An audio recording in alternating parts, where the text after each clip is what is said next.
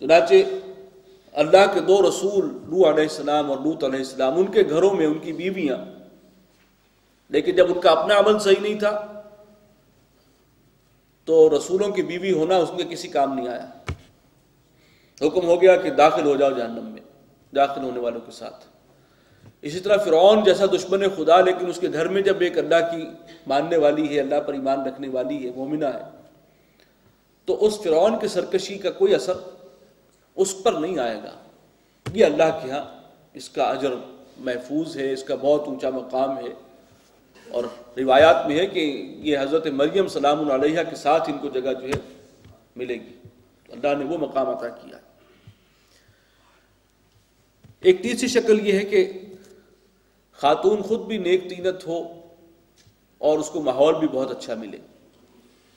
اب یہ دونوں جو ہے اس کے برعکس صورتحال تھی، ماحول اچھا ہے رسولوں کے گھر میں، لیکن خاتون کا اپنا کردار اپنا عمل صحیح نہیں ہے۔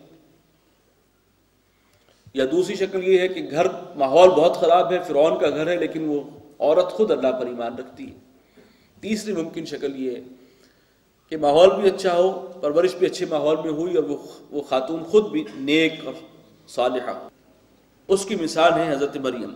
وَمَرْيَمَ ابْنَتَ عِمْرَانَ الَّتِي أَحْصَنَتْ فَرْجَهَا، عمران کی بیٹی مریم، الَّتِي أَحْصَنَتْ فَرْجَهَا، جس نے اپنی عصمت و عفت کی حفاظت کی، فَنَفَخْنَا فِيهِ مِن رُوحِنَا، اور ہم نے پھونکا اس میں اپنی روح میں سے، وَصَدَّقَتْ بِكَلِمَاتِ رَبِّهَا، اور اس نے اپنے رب کے کلمات کی تصدیق کی، وَكُتُبِهِ، اور اس کی کتابوں کی بھی تصدیق کی، وَكَانَتْ مِنَ الْقَانِتِينَ، اور وہ تھی انتہائی فرما برداروں میں سے۔ ایک چوتھا امکان بھی ہو سکتا ہے جو یہاں پر نہیں ہے، 30ویں پارے میں آخر میں آئے گا۔ وہ امکان کیا ہے؟ ماحول بھی بہت خراب، شوہر بھی جو ہے دشمن خدا، اور بیوی اس سے بھی 2 ہاتھ آگے، وہ بھی بدطینت اور اللہ کی دشمن۔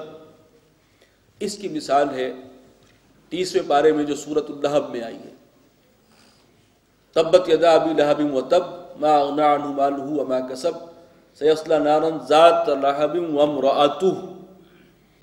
وہ عورت بھی حضور کی دشمنی میں صلی اللہ علیہ وسلم اور اسلام کی دشمنی میں اپنے شوہر سے 2-4 ہاتھ آگے ہی تھی، تو وہ دونوں جو ہیں بدترین انجام سے 2-4 ہوں گے۔ یہ چوتھی ممکنہ شکل تھی، جو کہ وہاں پر ذکر ہے تو یہاں پر اس کو اللہ نے بیان نہیں کیا۔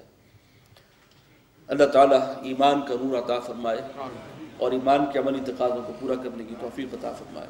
بارک اللہ لی و لکم فی القرآن العظیم ونفعنی و ایاکم بالآیات